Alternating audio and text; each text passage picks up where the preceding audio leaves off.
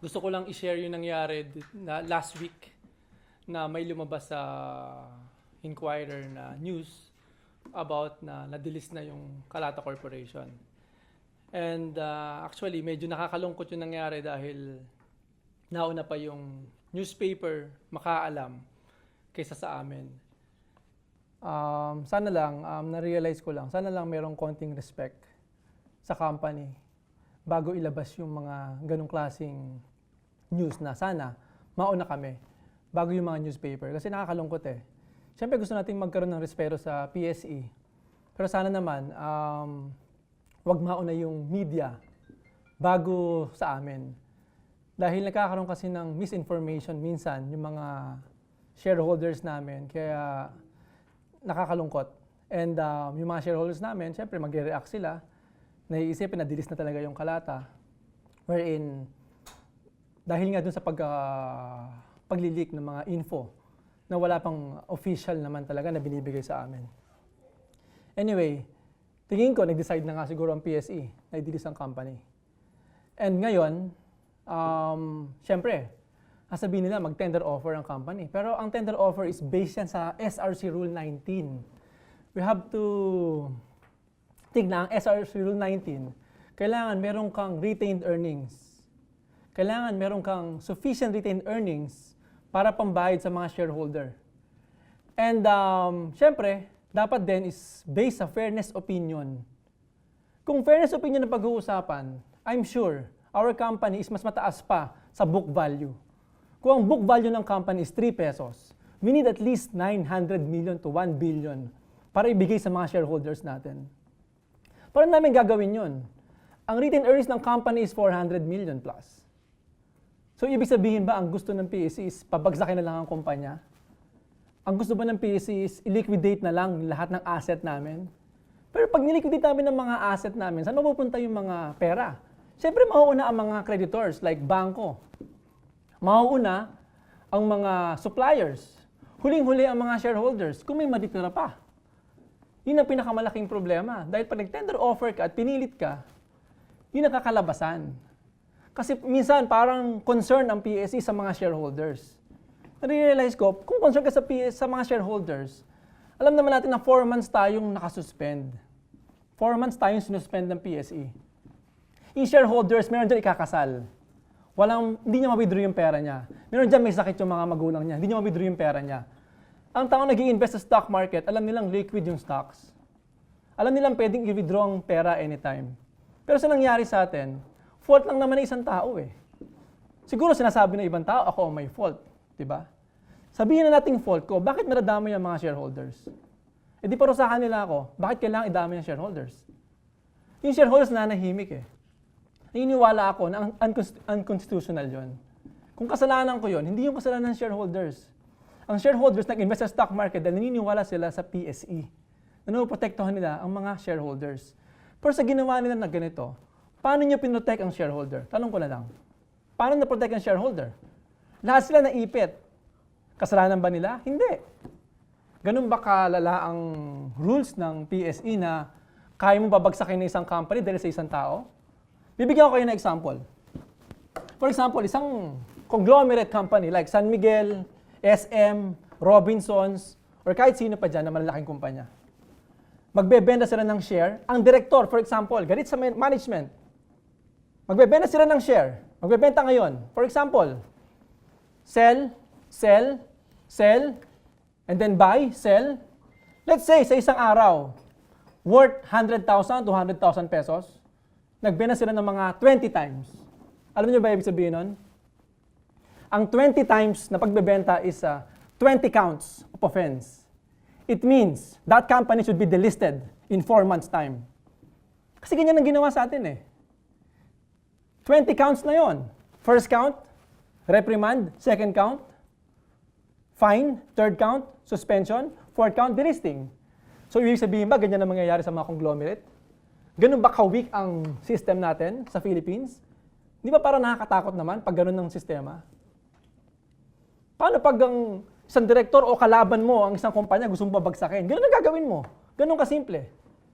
Kasi ang isang direktor na magbenta at itago niya ang pagbebenta niya, Kahit 1 month lang, sa kanya i-disclose. Ibig sabihin, dapat delisted na yung company na yon. Kasi ganyan na nangyari sa Calata. Ano ang kaugnayan nun sa mga shareholder? Wala. Bakit sila ang naapektuhan sa delisting? Parang minsan kasi naisip ko, dapat meron tayong konting puso sa mga shareholder. Kung talagang gusto natin i-protect ang shareholder, huwag natin ipangalandakan na tender offer, tender offer. Alam niyo naman ang sistema eh. Alam niyo naman ang rules ng SRC eh. SRC Rules 19, alam niyo naman na hindi pwede mag-tender offer ng company. Napag-usapan na yan. Di ba? Paano tayo makapag-tender offer? Gusto niyo pabagsakin lang? Ganun lang ba ang sistema? Di ba? Bakit ang Philippines yung pinaka-konti? I think dahil sa nangyayaring ang hirap mag-IPO. Napakahirap. Yung pinagdaanan ko sa pag-IPO, sobrang hirap. Nabot ako ng 2 years bago ko magawa. And katakot-takot ang pinagdaanan, na-deny, na-approve, gusto po ding deny. So, sa-summarize ko lang, no? Sa mga bagong dating. Yun nga eh. Kasi ako naaawa ko sa shareholders. And para ang shareholders is maka-tender offer, kailangan natin sirain yung company. Which is, I think, ayaw din naman mangyari ng shareholder yon. Dahil nag-invest sila sa company na ito eh. Naniniwala sila sa growth ng company, naniniwala sila na maayos ang company. We've been profitable for the past 5 years na nag-IPO kami. Nakataka nga lang ako, minsan, may mga company na hindi nga nakakapag-submit ng annual report. Since 2014, for example. Parang 5 taon bago sila ma-delist. Yung iba naman, annual report, mali yung net income. Napakalaki ng binagsak. Ano nangyari? Suspended ng 1 day. Sa amin, may nag-trade na director. Delisted na kagad. Yun yung nakikita kong problema eh. So, president na to sa mga susunod na company. You know, kahit sa amin, kahit hindi na siguro sa amin, pero sa susunod, hindi nakakatakot. Dahil ayaw na tuloy ng mga bata na mag-IPO. Ayaw na siguro dahil sa dinanas ng Calata or kami, na mga kabataan. I mean, nasa agriculture pa nga kami, di ba? Ang business namin is profitable. Ang business namin is para sa mag-asaka. Ito yung naghihirap sa Pilipinas, yung agriculture. Yun ang tinutulungan natin. Pero sana lang, di ba, yung crab mentality, tanggalin na natin. Pag may umaasenso, dapat tanggalin natin yon. Ang pinakakawawa talaga is yung mga shareholder. Wala silang kamuwang-muwang eh. Kaya ako nagkasalita dito dahil para sa mga shareholders. Hindi naman dahil para sa akin. Ang pinaka-apektado is yung mga shareholder. Kahit 10,000 pesos ang investment yan o 5,000 pesos, malaking pera yun para sa kanila. Sana meron tayong awa para sa kanila, di ba? Dahil ang naparusahan hindi naman ako, sila. Di ba? Sila, yung mga shareholders. The float is 70%. Pero may naisip akong solusyon. Yung solusyon ng company para sa mga shareholders, syempre hindi ko papayagan na ang shareholders malugi, hindi ko papayagan na ang shareholders matalo. Kahit anong gawin nila, lagi may paraan. Tayo mga millennial, lagi may paraan. May solusyon. Panoorin niyo yung video na to. Bitcoin is exciting because it shows how cheap it can be. Bitcoin is better than currency in that you don't have to be physically in the same place. And of course, for large transactions, currency can get pretty inconvenient. The customers we're talking about aren't trying to be anonymous. You know, they're willing to be known. So the Bitcoin technology is key, and you could add to it, or you could build a similar technology where there's enough attribution that people feel comfortable. This has nothing to do with terrorism or any type of money laundering. So blockchain is one of the most fundamental technologies since the early days of the internet. Blockchain is going to change transactions. What the internet did for information, the blockchain will do for transactions. And when you ask how is it going to do that, it's the first time we can have trusted transactions between multiple parties, and that's what blockchain enables. And so, immediately I think the key participants here would be the banks, but is this across industry that this can be used? Many. Transportation, like shipping containers, companies like Maersk. Healthcare, we're with the FDA on exchanging healthcare records. In terms of transportation, healthcare, we can go to food, where you have companies like Walmart doing food safety, and of course the financials, capital markets, settlements, private equity exchanges, to name a few. I believe blockchain will change the physical world, not just the world of money. I'm a believer of the blockchain technology. And we have a specific team in the company, Ali Anti-Financing, focused on researching on that. Because we are believer of globalization. We are believer of free trade. In the future, the global trade, global business, globalization, there are a lot of money transferring. What is the safest way? What is the most efficient way to do that? So we put a lot of efforts on that. I'm also involved with ICOs, actually token sales, because I think blockchain is a great platform for future applications. There will, just like the net and streaming created multiple great companies, I think blockchain will as well. I'm involved in something called Mercury Protocol, just to disclose that I think is going to change the messaging, it'll change messaging using blockchain. Now, the overall biggest winner of the day, even the biggest winner of the year, Bitcoin rallied more than 10% today.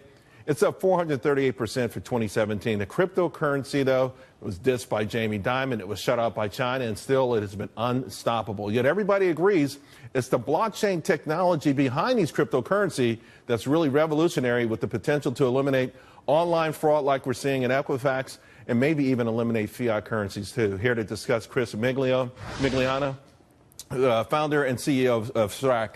Chris, a few things here. Bitcoin, it keeps going up. China hit it, Jamie Dimon hit it, it goes down for a few days, maybe a week, and then it comes back. Why is there's so much resilience here? Well, what everybody doesn't understand is that the technology that we see here is the most life-changing technology that we've seen since the internet started. What's happening now on blockchain is revolutionizing every single business. The reason that people like Jamie are talking negatively about Bitcoin is because they are seeing that a complete transformation of their business. They're seeing that the decentralization of control of the monetary system is changing the dynamics of their business. There's both business and consumer lending that is changing, and it's making a world of difference. You know, ironically, though, Jamie Dimon today on the conference call was complimentary of blockchain. Blockchain, that's the real deal, right? That's going to revolutionize everything. And it is now. It's the decentralization of all of these industries. I just spent the last few days at a conference in Los Angeles where I saw amazing ideas from amazing entrepreneurs that are looking to make a difference in the world and take the power of a single entity owning something and putting it back in the hands of the consumers, back in the hands of the people that own things. Right. I know your company does something very similar to that with the cryptocurrency component. Yes. Where do you think it all goes? Can Bitcoin go higher? I mean, is the sky really the limit here? We're at the dial-up speed of internet right now. So if you think back to when AOL was starting and you were excited to get online with your dial-up speed, that's where we are within blockchain technology. It's just at its infancy. On a scale of 1 to 100, we're at 2 right now. The reason you're seeing things grow so much on top of it is because there's so many more applications that are being built on top of this technology that require Bitcoin to be involved, so there's more demand for Bitcoin. So how is blockchain and what other asset classes could blockchain add value to in the markets, and how would you describe blockchain at present? At Nasdaq, we are very focused on technology. That's that's core in all our business operations, whether it's listings, trading, or services to listed companies or clearing. Technology is the core of across the board here. So we look very much on how can we improve the technology, how can we develop that, and how can we add value to the market. And blockchain is obviously something that everyone is talking about right now in the financial industry, and we come far in that when it comes to trying to assess what kind of value added can that bring to us and to our customers. And we're looking at first to introduce it in a market that we call Nasdaq Private Market, which is a equity market in between private and public capital. So it's a sort of a hybrid between private and public. It's a result of the introduction of Jobs Act in the US. And we're going to try to introduce the blockchain technology there to manage how you execute the equity transactions, and how you clear and settle them for the investors.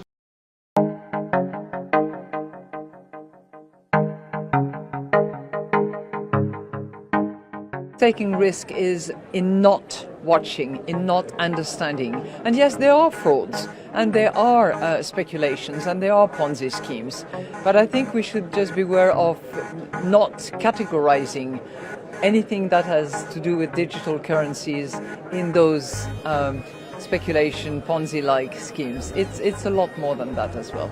We are about to see massive disruptions. The way in which the new technologies are lowering the cost to make financial transactions more accessible, even in very small numbers, for people who do not earn much, who do not deposit much, and who do not borrow much, and how those technologies can actually have a track record of the credit history of somebody in a very short while, and then be able to direct those people towards the best use of their money, I think is already massively disruptive. Bitcoin is something that you've been interested in and supportive of. In fact, one can pay for a tour on Virgin Galactic up to the moon with Bitcoin. I think the Winklevoss twins have said that they would do exactly that. You think this is a currency that's really going to work eventually? Well, I think it is working, and there will be other currencies like it that may be even better. But in the meantime, there's a big industry around Bitcoin. Pinakita ko sa inyo yung mga sinasabi ni Bill Gates, Jack Ma, Richard Branson, the IMF chief, about blockchain. And our company, Calata Corporation, will be listed in the cryptocurrency exchange in 2 months' time. It's called Calcoins. So, tama nga na ang company natin ay wala sa Philippine Stock Exchange na ang volume per day is $100 million. Pero papasok tayo sa cryptocurrency exchange wherein the volume of trading is $10 billion every day. So, Calcoins is not the name na gagamitin for sure, pwedeng Calata Coins or Calcoins kung ano yung available. But it's an exchange na 10 billion daily transaction. Kasi maraming shareholder ng Calata, hindi alam kung saan iti-trade ang ating shares. So, ibig sabihin, kailangan natin ng pwesto kung saan ito pwedeng i-trade. Sa Philippines ba? Or sa buong mundo? I chose buong mundo. Wherein, the cryptocurrency exchange na nati-trade ang Bitcoin, Ethereum, at lahat ng mga companies, at lahat ng mga new cryptocurrency na nati-trade, doon iti-trade ang Calata Coins. So pag tinignan natin ng Bitcoin, Ethereum, Bitcash, Ripple, the volume of trading of Bitcoin is $1.8 billion every day. Ethereum is 319 or around 15 billion pesos.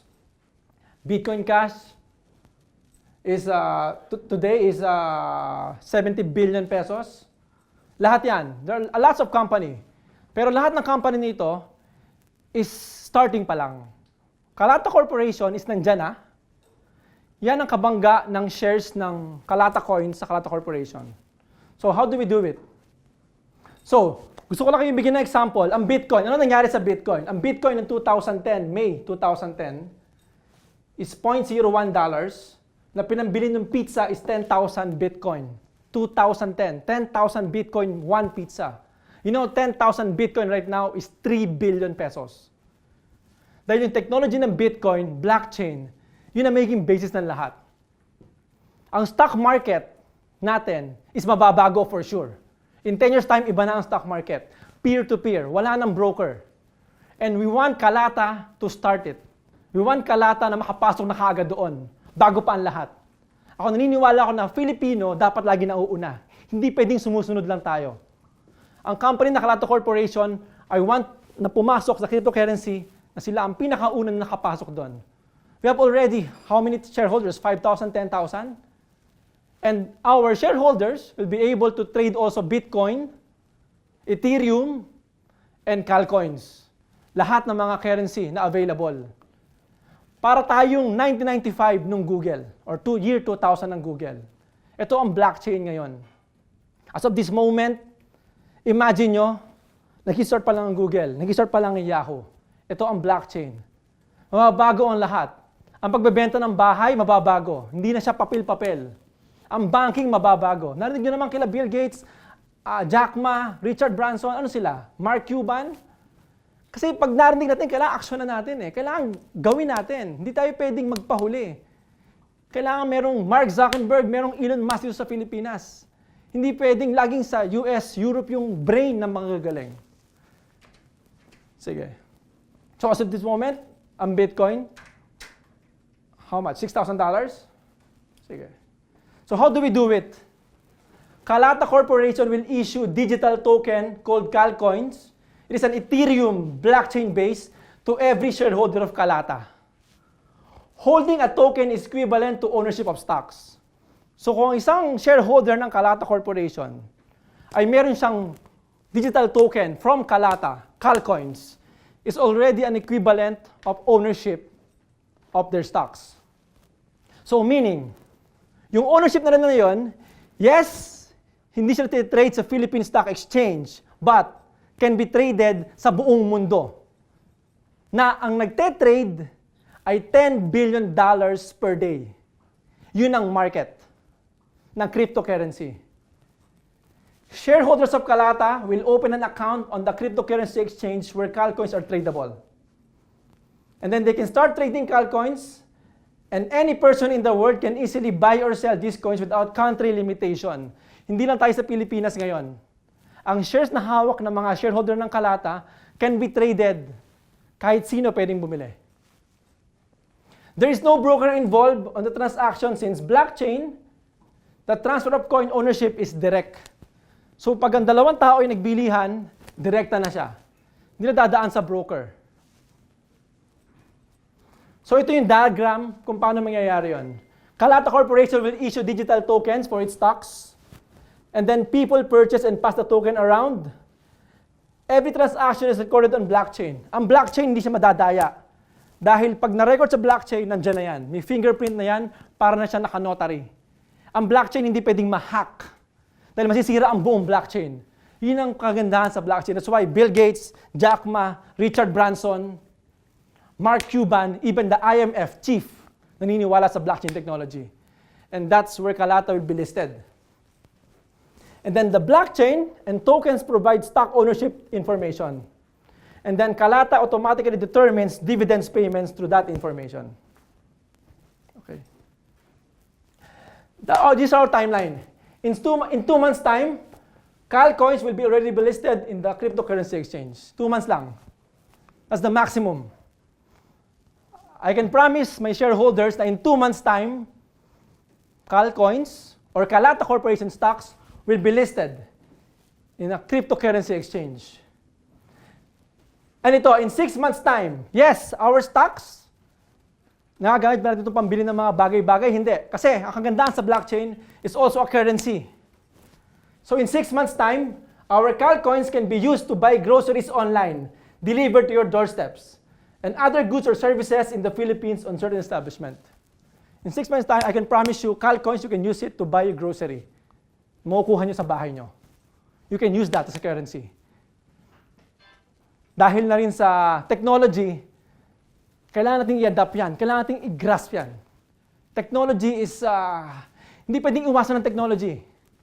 Para na rin, dati ang internet, parang ano ba ang internet? Ano ba ang internet? Pero ngayon, internet, nandito na yan. Lahat tayo gumagamit niyan. I want Philippines, our company, to be the forefront pagdating sa cryptocurrency. It will be the first cryptocurrency, Calcoins, na gagamitan ng mga Pilipino. And your stocks can be used pambili ng mga groceries, pambili ng mga sa establishment, Calcoins. And they will do it. So Calcoins will be the first widely held Filipino cryptocurrency that will be listed in the cryptocurrency exchange. It will be the first to be used as a real currency to buy goods or services in the Philippines. And we will start to list in one exchange. And along the way, we will list in other cryptocurrency exchange available worldwide. Ang dami hong exchange sa buong mundo. So yes, mag-i-start tayo sa isa. in a European country exchange. And after that, mag-i-start tayong pumasok sa iba't ibang cryptocurrency exchange like Kraken, Polynex. But you have to start dun sa hindi masyadong malalaki na cryptocurrency exchange. But the volume, nandito na yan eh. Bakit natin kailangan i-grab yan? Kasi alam nyo, sa mga susunod na panahon, minsan baka hindi natin na-envision ang pagbili ng bahay via phone. Ang pagbili ng kotse via phone. Ganun ang mangyayari. Hindi siya imposible dahil nandun na tayo. And we have to embrace it. So the market of our Calcoins will be worldwide. And may opportunity. Alam natin na maraming entrepreneur or mga small and medium enterprise na gusto mag-IPO, pero imposible mangyari.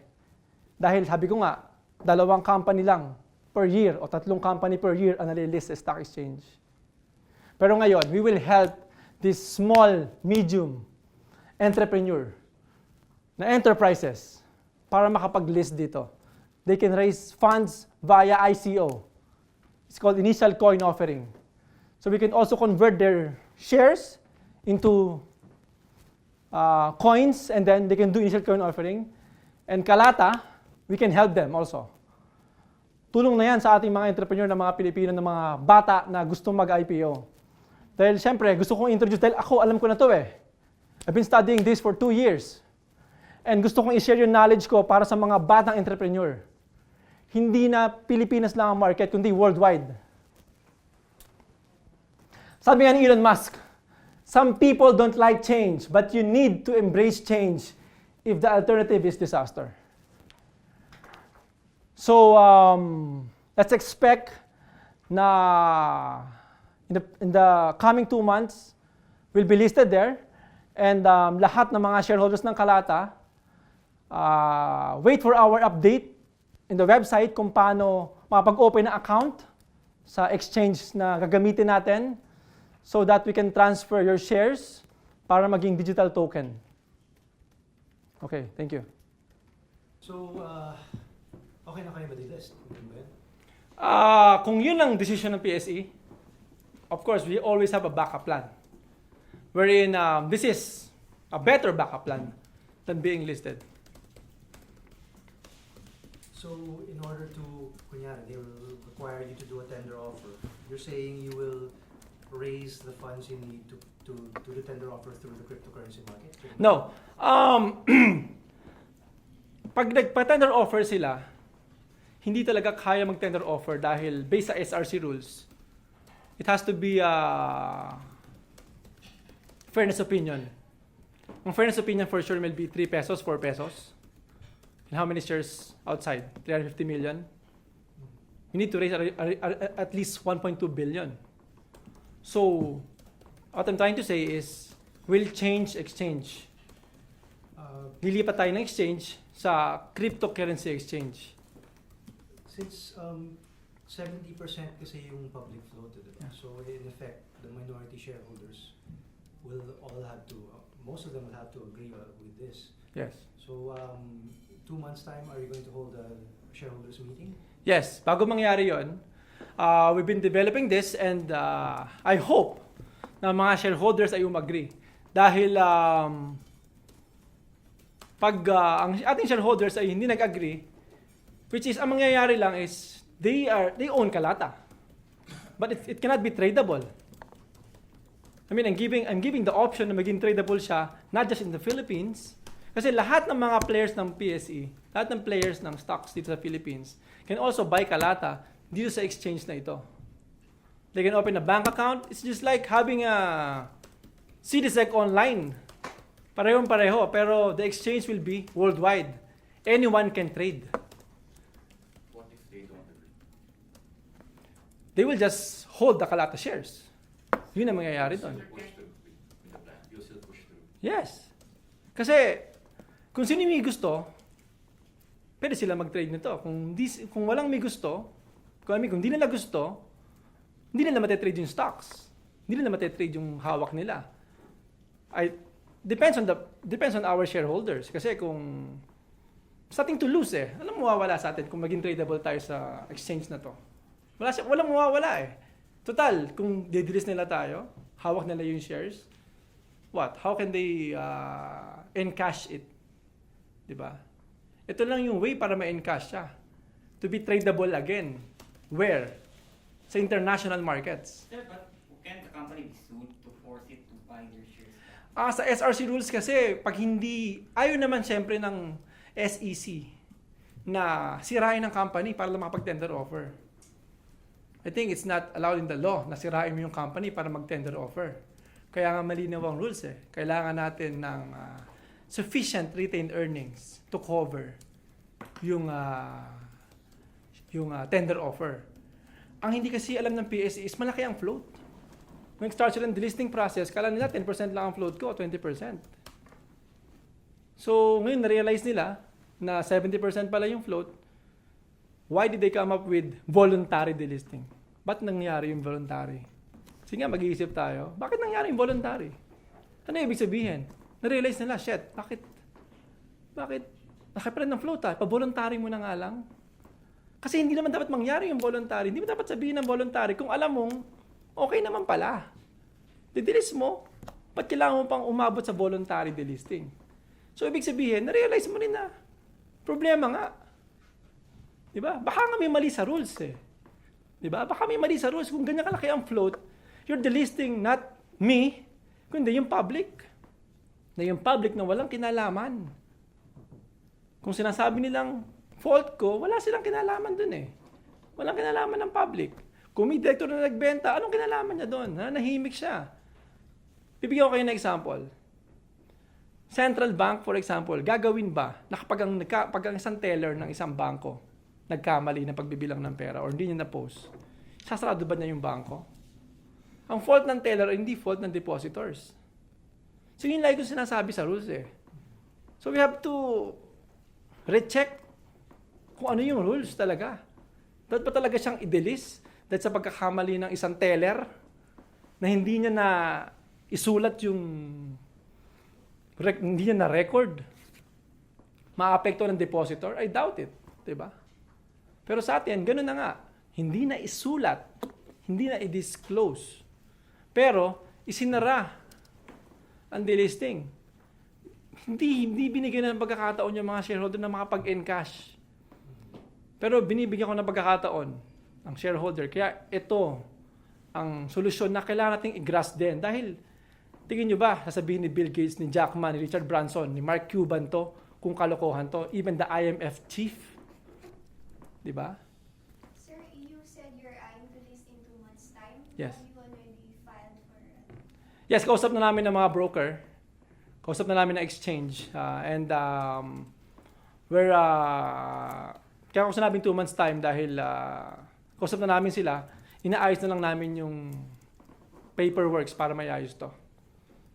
So, hindi naman kailangan sabay-sabay. Anyone na pag pumasok, anyone na pwede ng exchange sa token yung kanilang shares, pwede na ito yung mabenta sa exchange na yun. Sir, but the cryptocurrency is not regulated, so how will the transfer from shares to cryptocurrency be done? Kaya mag-i-issue ko ng digital token. Pag nag-issue ko ng digital token, magkakaroon ng contract na yung shares mo is equivalent dun sa digital token na yun. It's a contract between a shareholder and the company. So, mapapalitan siya ng digital token, and which is, yun naman ang nangyayari na ngayon So, we have to just embrace the technology. And it's a legal binding contract na pag may token ka, you own that company. You can exchange that for shares if you want. It's like a certificate. Parang certificate lang din. Pero sir, diba, sa Philippines kasi wala pang rules governing on the cryptocurrency. Yes. Will that be enforceable in the Philippines? Alam mo, hindi kasi natin pwedeng antayin na, okay, wala pang rules, wala pang ganito. But, kailangan natin maunaw Let the rules adjust kung ano yung gagawin natin, then makapag-coordinate tayo sa SEC kung paano nila ititreat to. Hindi kasi pwede mag-antay. Maunahan tayo ng ibang country. Ako naniniwala ako na Kailangan mo na ang Uber bago magkaroon ng rules. Andiyan na ang Uber. And then rules, saka pa lang dumarating. So you haven't spoken with the SEC regarding this? Hindi pa. So when you say you're already working on the listing on the cryptocurrency exchange, Yes. who exactly are you talking to? European, from Europe na company na exchange. Can you get their name and the... Hindi ko muna di-disclose kasi pwede kasi, ang dami kasing exchange, ano? So I'm talking to 3 exchanges para ipasok yung Calata Corp. So 3 cryptocurrency exchanges. Sir, there's no other vehicle, extra vehicle that will be used for the listing. Calata Corp yung magiging ano. Yes, yun pa rin. Magkakaroon na ng Calcoin, which is yun yung currency na gagamitin para ma-trade. It's a representation of your shares. So, Ethereum, Ripple, these are companies. Ripple is a company. Pinakita ko kanina, they're companies. So, ganun din tayo. Company but in agriculture. Pero cryptocurrency tayo. We convert it. So, Nasdaq also says na they think na lahat ng mga company pagdating in 5 years time, 10 years time, ito na rin ang mangyayari. The stock exchange will change. Magiging blockchain na rin, blockchain technology na rin. And nauuna lang tayo. Dahil I think it's a blessing in disguise. And I think sa Philippines, marami ring susunod na mga small and medium entrepreneur na gusto mag-list dito. And dahil nga marami na tayo experience and we know how to do this, we can share it to young people para mag-list na rin sa exchange ng cryptocurrency. All outstanding shares will be converted to coins? Yes. How many coins will that be? 570 million. Depends on the valuation of coins. Pwede siya mas mababa, pwede siya mas mataas. Kung i-value ang coins ng 10 pesos, magwa 1/4 siya. 1/5. So for example, the coin will be valued at 10 pesos. We'll just issue 110 million coins at 10 pesos when we start trading. This will be fixed or this will be mineable? Kung ano yung market cap ngayon, yun ang magiging basis. Kung ano yung market cap today. If it's 2 pesos today, pwede kasi mag-issue ng coin na 1:1 or mas mataas ang price pero mas konting coins. Depends pag nag-list na tayo sa exchange. Pero same pa rin ang amount, same pa rin ang value. So SEC and PSE do not know about this plan? Yes, no. Kasi it's beyond their jurisdiction as of this moment. Like Bitcoin, like Ethereum, Ripple. The $10 billion trading daily is beyond their restriction. Kasi it's global. It's wala pang hindi pa nila nare-regulate eh. Pero we'll get the exchange na self-regulated na para ring regulated ng government. We'll get that exchange. So just to be clear also, wala pa rin parang plan B if the shareholders do not agree to this? Actually, if they don't agree, it's para lang nag-invest ka sa isang private company. Like for example, Valkyrie, nag-invest ng 200 people. Nandun lang yun. Nag-aantay sila ng dividends. So ganun na mangyayari sa Calata. If they don't agree, they cannot just encash the shares, but they can just sell it to whoever wants na nag-aantay ng dividends. Like a private company. I'm private company from year 2000 up to 2011. Wala naman difference eh. Same pa rin naman siya. Pero, yun na nga, yung opportunity na i-grab natin ito. Diba? I-grab natin ito. Let's initiate this. Na tayo ang mauna. Tayo yung company yung unang-unang makakagawa nito. At the same time, yung shares mo is pwedeng ipangpalit, yung pambili ng mga groceries online. Yun ang first step. Kasi dun talaga papunta yan eh. Dun talaga papunta. Kailangan lang simulan. So, parang it's a blessing in disguise na tayo ang una makakapagsimula dahil sa situation natin ngayon. Regarding again the possible delisting at the PSE, paano yung plan niyo doon? So this is a parang separate plan na to eh. Regarding the delisting and a possible tender offer na, if that becomes a reality, how will you solve that? Yes, kung i-delist nila tayo, what can we do? With Diba? tender offer, paano yun? No, actually, they cannot oblige tender offer. It's SEC ang pwedeng magsabi nun eh. It's not PSE. SEC yun. And it should be based on the rules. And I doubt kung gusto ng shareholder na sirain ang company para makuha nila yung tamang value. So you go to court to fight a tender offer?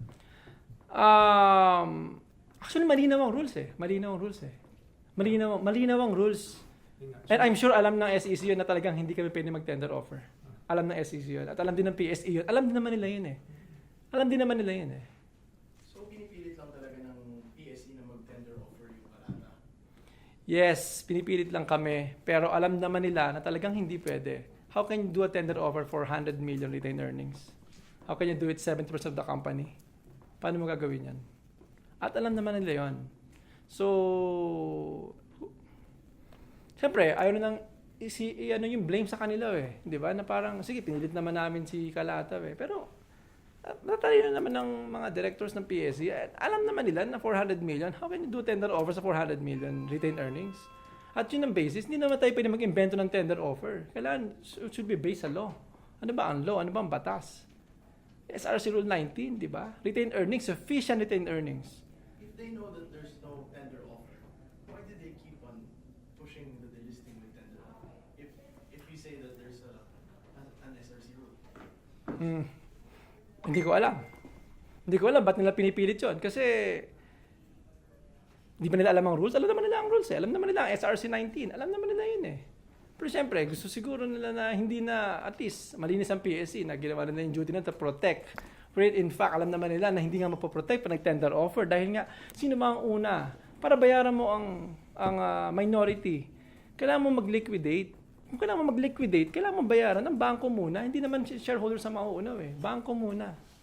Bangko ang mauuna, hindi shareholders. Bangko, suppliers, huling-huli ang shareholders. Sir, in the event that shareholder does sue the company, how will it affect that? Hindi. Kung magsusu sila, talagang it's their right to sue, di ba? Pero yun na nga, alam naman natin kung ano yung mangyayari pag nagsu sila, di ba? Well, just based sa rules. Ito yung rules eh. Di ba? Ito yung rules. Under what grounds they will sue? Anong grounds sila magsusu, di ba? Dahil kailangan mag-tender offer. We just tell them, SRC Law 19, fairness opinion. Fairness opinion sa tender offer, sa sufficient retained earnings. So ano ang basis ng retained earnings? So, sir, saying na totoo nga talaga yung sabi ng inquirer na delisted na kayo, what happens to the money of the naging pera, papel na Hindi. Ibig ko sabihin, yun na nga, kung ang shares natin is para ka nag-investing sa private company. Naging private company. Wherein hindi mo siya matitrade. Siyempre, ang dami natin, we're widely held. I want these shares to be tradable again. Na hindi lang bibili, hindi lang Philippines, kundi lahat ng bumibili ng Bitcoin, Ethereum. Yun ang market natin ngayon. So, That now is very limited. that's $10 billion per day. I mean, in terms of conversion in the Philippines, you can't buy anything of quite substantial with Bitcoins. Hindi, ibig sabihin, $10 billion daily ang trading ng Bitcoin, Ethereum, and Calata. Masasama siya dun eh. So, merong 100 cryptocurrency na nititrade daily, $10 billion, and Calata will be included dun sa trading na yun. Which is, yun yung market ng cryptocurrency. A $10 billion trading per day. And I think it's larger than PSE, which is $100 million a day. Just to add, if you're a private company, how do you value your shares of stock? Diba? It's based on assets or based on maybe cash flow or maybe future earnings. So, walang basis ang private company. That's why they go to an exchange para magkaroon ng value. So for us, if we're a private company, we'll be valued based on the currency on blockchain. So yun na magiging value ngayon. And then people can encash based on that blockchain technology. I'm just coming from the perspective that any activities on the securities market have to go through the process of regulatory approval. And given that the blockchain has no established rules, how will the SEC rule on that process? So we have to talk to the SEC about dito. But they have to cooperate. Kasi I'm sure SEC is for the people, not against people. Kung ipoprohibit nila, fine. and then lahat ng tao, lahat na may ako ng Calata shares, di papel lang ang hawak, hindi nila ma-encash. Kung papayagan nila, actually, it's not really their jurisdiction napapayagan nila o hindi. It's not up to them Kasi yung shares nandun pa rin sa SEC. We will not change anything sa SEC. Actually, it's the value that we're trying to provide sa shareholders. Parang given It's like a mirror. The mirror of your shares will be mirrored in the cryptocurrency market, wherein it's a digital token na contract na itong mirror na to is mag-iisa sila. So wala kang babaguhin dun sa SEC. They still have the shares. Will they still have the agriculture business? Yes, of course. Yun ang pinaka-basis Like Philippine peso, basis is gold. Calata shares will basis is the company. So yun yung basis. Will this spin off an entity for the Calcoins, or this will be? Still Calata Corporation. Sir, do you have plans to sue the PSE since you said they were unfair with Calata Corp? Hindi pa namin iniisip yun. Kailangan mag-move forward Kailangan, let's think about the shareholders first. Sir, but what if the minority consolidates and then they decided to not to agree with the... Okay lang, wala namang problema. It's just gonna be, they're holding paper na hindi nila may encash. Yun lang yun yung consequence nun. What if they buy you out? Let's see, di ba? Let's see. I'm sure minority is hindi rin papayag doon. Kasi they will agree na ito yung tamang option. To the shareholders. Shareholders, actually this is the first announcement, and sa website namin makita niyo yung mga updates and kung paano sila magpa-participate dito. And we will talk to them soon. Lalabas na lang namin yun sa website namin kung kailan. Pero yun nga, of course kasi marami nang gustong makapag-sell ng kanilang shares. So we have to act fast. Kaya binibigyan ko ng limit yung company namin na 2 months dapat magawa na to. So no plans of drawing up an alternative option, just Calcoins? Yes, ito. This is the best option, or dalawa lang ang option Kung talagang dinilist kami ng PSE, ito or a private company na may hawak silang shares na hindi nila mate-trade. Dalawa lang yun Wala namang ibang option Which is normal din naman. Marami naman tao sigurong gusto ng ganon na hawak lang nila yung shares nila. Like when you invest in a restaurant na hindi naman listed, may investment ka doon. Pero hindi siya traded. So, minsan bebenta mo sa ibang kaibigan mo. So, ganon. Pero nagbibigay lang ako ng option para magkaroon ng isang center para ma-trade yun. At na nagte-trade, hindi lang Filipinos, kundi buong mundo. Thank you. You will not try to, because the PSC said that they will still give you an option to talk to Green or whatever. Actually, hindi ko na kasi alam kasi minsan nag-leak nga ng mga info di ba? Nag-leak ng info sa Inquirer, nag-leak ng info ng ganito, na delisted na kami, na it's done. Di ba? So, nagre-react lang kami doon kasi syempre ayaw naman namin na mahuli kami sa na kung talagang dinecide na nila yon. Unless nag-isinungaling ang Inquirer. Di ba? Hindi ko sure. Pwede nag-isinungaling ang Inquirer, ganun ba yan? So, we'll know. Di ba? We'll see kung ano talaga yung nangyari. Kasi kung the fact na pinasok na binroadcast na Inquirer yon sa article ni Doris Dumlao, di ba? So, may nag-squeal na dun sa loob. May yung sinasabi ko lagi di ba? Bakit laging kailangan mauna? Ba't kailangan in-news ka agad bago sabihin sa amin, di ba? Yun yung nakakalungkot We're professional naman tayo di ba? We're PSE. We're professional. Dapat hindi ganon, di ba? That we have to tell us officially and then bago makarating sa news. Sir, when was the last time that you talked with PSE? Yung last hearing namin siguro 3 weeks ago. O 1 month ago. Yung Bitcoins kasi po, it's not really well known here in the Philippines yet and wala pa masyadong conversion sa stores. So how do you plan to sell this to the shareholders na mag-open sila sa blockchain? Yeah, actually, para lang sila mag-open ng brokerage account Kung ano yung brokerage nila sa Philippines, para mag-open lang sila ng brokerage yun sa exchange ng cryptocurrency. So, what you just have to do is just sell it there. Diba? Doon na magkakaroon ng buy and sell doon sa exchange na yun. We will teach them how to do it. Kasi hindi natin pwedeng iwasan yun eh. Parang ngayon, nag-isimula ang internet. Siyempre, gusto mong turuan yung mga tao na mag-internet. Ganon din itong blockchain eh. Narinig mo naman kay Bill Gates, narinig mo naman kay Jack Ma, narinig mo naman kay Mark Cuban, Richard Branson, and IMF chief na ito talaga yung way of the future. Ito talaga yun eh. So, do we have to wait sa kanila bago tayo pumasok doon? Or we can start it today? Parang Apple, parang Google lang yan. Nag-start ang Google noong 1995, di ba? Parang what's Google? Ano ba yung Google? Now Google is what? $500 billion company. So, we have to embrace technology, di ba? Alam naman natin yan eh. Kasi yung Philippines, lagi nahuhuli sa ganyan eh. Lagi na lang tayo nahuhuli. Bakit pa tayo nahuhuli? Di ba pwede tayo mauna? Di ba? Pwede naman tayo mauna ba? Wala nag-i-initiate, natatakot eh, kinakabahan. Oh, pag di ko alam, nakakatakot yan, ayoko yan. Bakit ganun? Di ba pwede naman nating gawin yan? Like si Elon Musk, gusto nga pumunta ng Mars eh. So, really criticize, pupunta ka ng Mars, Hyperloop. Hyperloop, electric car, ano yan? Kalokohan yan ah. But it's working right now, di ba? Carlo Campo from Inquirer. I just want to ask about your casino project. Any updates po? Wala pa silang update sa amin. Wala pa silang update sa amin. It's not yet hindi pa siya nawala. Pero ang point ko is dahil sa mga nangyayari, na freeze lahat, na hold lahat ng mga projects dahil doon. Dahil sa delisting process na to. Does PSE have to say yes for you to be able to list your... Hindi.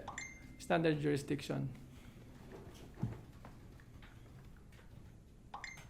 It's not within their jurisdiction. But SEC can have a say. I'm not sure. You're a private company. I'm not sure. Pero actually, there's a way eh. There's a way na baka hindi eh. Baka hindi na jurisdiction eh. We're not sure yet. Pero I think it's not within their jurisdiction also kasi it's just a mirror eh. It's a mirror of their ownership.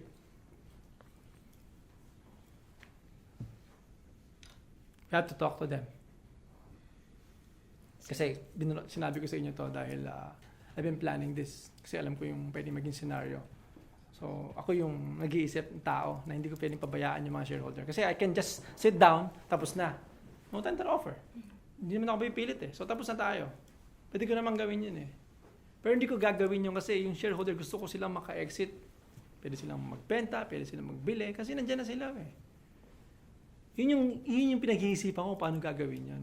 Kung ayaw isipin yan ng PSE, ng solution ng tender offer, it means tender offer, you liquidate your company. Yun yung gusto nila eh. Tender offer means liquidate your company. At alam naman nila na yun. I've told them that habang nag-hearing kami. At alam naman nila yun, kahit tingnan nila. Kung hindi kasi pwede maging unfair ang tender offer mo. Bibili mo ng 50 cents, bibigyan mo sila. That's mas unfair yun dahil sobrang nilugin-lugi mo. Bakit? Liquidate mo eh. Ba't mo kailangan i-liquidate ang isang profitable na company? Diba? Sabi ko nga, diba? For the past, ang daming company nga na hindi nga kumikita pero hindi na didelist eh. Diba? Pero kami profitable pagkakamali ng isang shareholder na delist. Sabi ko nga, ang bilis pabagsakin ng isang malaking company. Diba? Pakadali. Magbenta lang ang director 10 times. 10 ano na yun? 10 counts. So, delisted na. Huwag lang niya sabihin. Hindi pa ganun ka-complicate ang PSE pagdating sa ganyan. Ang dapat talaga, ito ang sabihin ko, ang dapat talaga, broker ang di-disclose ng trades. Broker. Napaka-simpleng rule lang nun ah. I-require ang broker, you disclose the trades of directors. Napaka-simple. Tanggal ang problema. Ba't ba ayaw na lang gawin yun? Dapat broker ang di-disclose kapag nag-trade ang director. Why should the burden be shifted to the broker? Yeah, dapat nga ganun eh. Hindi kasi wala kasing ganung rule eh. Kasi for example, pag nagbenta ang isang director, hindi kasi nalalaman ng PSE or kahit sino yun eh. Unless sabihin mo. Wala silang way para matrack. Pero alam ng broker yun, na director yung nagbebenta. Kasi pagpasok mo, pag bumuha ka ng account, brokerage, sabihin mo kung director ka o hindi eh.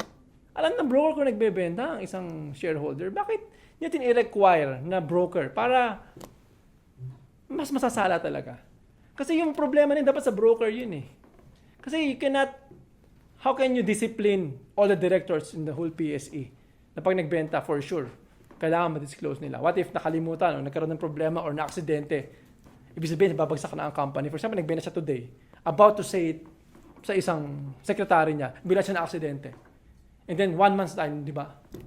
Bigla na lang, nakita, teka lang, nag-trade ka pala. You could say the same thing for brokers. But what if something happens at their end? Pero ibig sabihin kasi, pag broker, talagang merong, hindi yung tao parang isa company na maraming, pagdating sa disclosure, sila yung pwedeng gumawa nun Kasi every trade, ginagawa nila, pagdating ng trade, alam na kagad ng PSE dapat Diba? Bakit hindi ipasok sa broker yung ganong klase? Para at least, hindi, ma-protectionan yung mga shareholder. Kasi yung shareholder yung maapektuhan Diba? Paano siya ma-protectionan? Kung tatago na isang director yon. What if garit lang yung director sa founder? Nag-away sila. So nagbenta siya. Tinago niya for 3 weeks. Delisted yung company. Yun yung rules natin Diba? Parang mababaw Diba? Parang mababaw So why did the acquisition talks with Millennium collapse? Dahil sinabi ng PSE, hindi sila agree doon. Kaya nag-collapse. Ginagawa ng company yung mga solution para ma-save yung company doon. Pero, yun na nga. Natakot ang Millennium. Natakot sila. Sabi nila, ayaw ng PSE. So it means, baka hindi matuloy yung mga follow-on offering nila. Haharangin na yun. So, diba? So, hindi na nila tinuloy. Kaya nag-collapse. Dahil sinabi ng PSE, we don't agree. Diba? Sir,